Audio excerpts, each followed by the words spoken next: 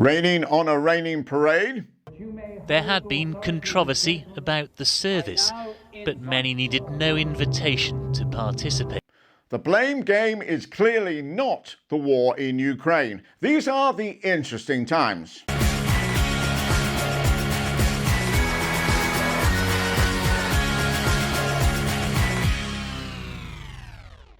Hello everyone, my name's Matt Johnson and welcome to The Interesting Times, which is a show that likes to take a sideways swipe at politics right here in the UK.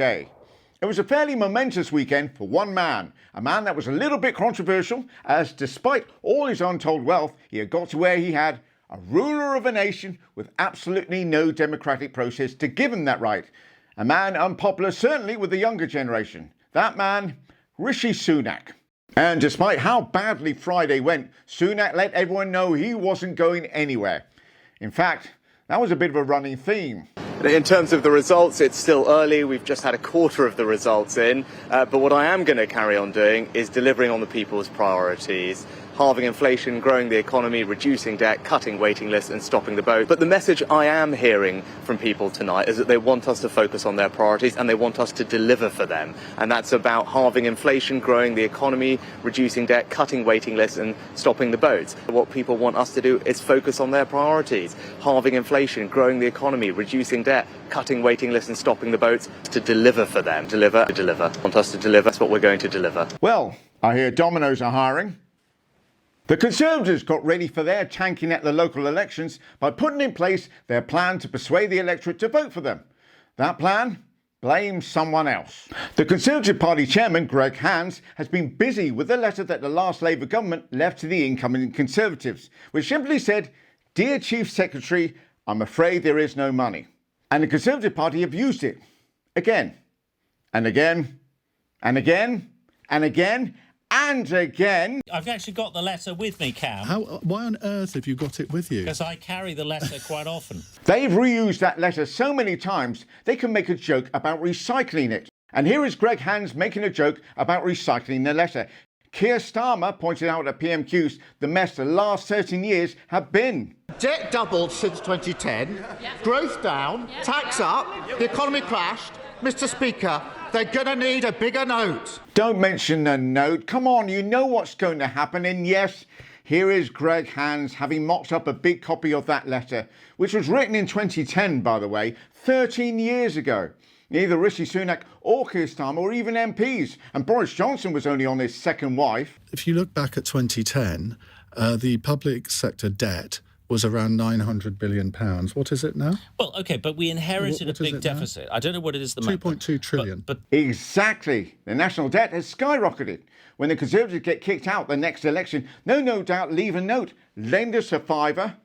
So bad news for the Conservatives, and Greg Hands went on Sophie Ridge on Sunday a few weeks ago to manage expectations, and like the economy, managed to mismanage it. The independent expectations are that Labour, the Conservatives will lose more than 1,000 seats. That is what the expectation is out there. OK. But I've been up and down the country, the Conservatives were fighting really hard. You're predicting a 1,000-seat loss, or are you just trying to massage our expectations here? That is what the independent experts, Professors Rallings and Thrasher, John Curtis, are all predicting. I'm saying we are fighting really hard. The numbers came crashing in on Friday, as did the Conservative councillors, all over 1,000 of them, as 229 out of the 230 local councils have declared, with only Redcar and Cleveland having a third recount. But honestly, unless they've got 1,000 Tory councillors hidden away somewhere that we don't know about, I think it's fair to say it was a bad evening for the Tories. But they know why. Well, look, I think in many cases it's local factors. In many cases it's a classic sort of midterm government unpopularity. Clearly, last year was a very difficult year for the whole country, for the whole party. After Putin's invasion of Ukraine, the spike in energy prices, the big rise in inflation. Also, Liz Truss sticking Semtex in the economy and blowing it sky high. Boris Johnson partying and lying about it. Our beautiful rivers and waterways containing more turds than your party. And changing your leader twice without giving us a general election. And I haven't even used the B word yet.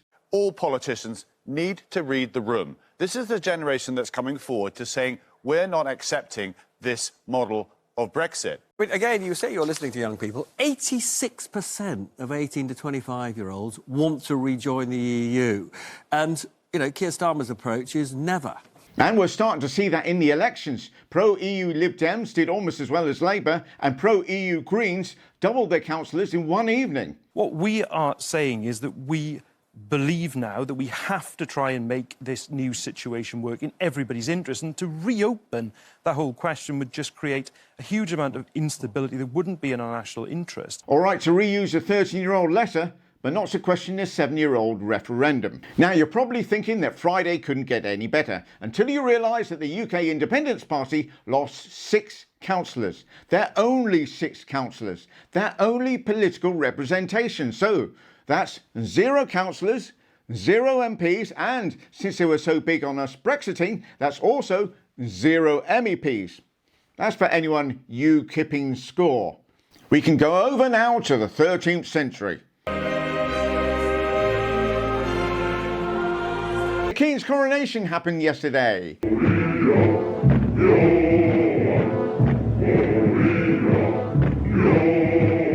It was a magnificent affair as everybody forgot about all that democracy nonsense to wave at someone that, through being pushed out of a certain vagina, now rules over a nation with nuclear arms capabilities. There was everything there to give it that special British feel.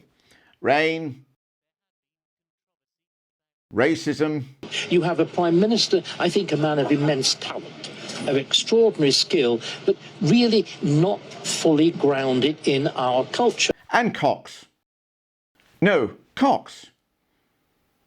No, an actual cock. That's right. Vandals have mowed a giant cock onto the lawns at Royal Crescent in Bath, leading to this magnificent headline in the Marker.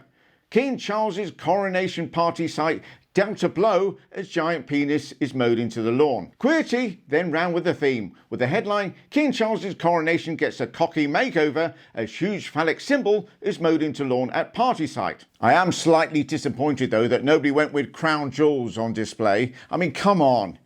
It's staring you right in the face. And lots of people there, no doubt, going to be asked, yes, but where are you really from? Then on to the paperwork. Oh God, don't give him a pen. You know what he's like. Then, what we all came for, the crowning glory.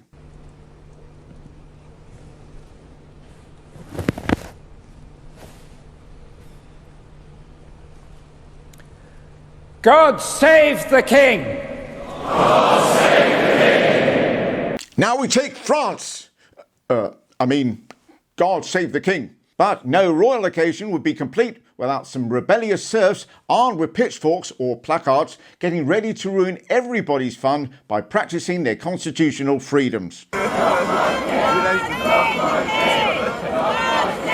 Luckily, the King's men were on hand to quell this revolting revolt as they slapped handcuffs on democracy and threw it in the back of a police van. Ha! Take that, legitimate protest. Today, I'm pleased to announce that the Public Order Bill has received royal assent. Well, how about that? Thank you all so much for watching, and if you are enjoying these vids, then please don't forget to like, subscribe and hit all the notifications bell, and I'll see you Wednesday. Take care.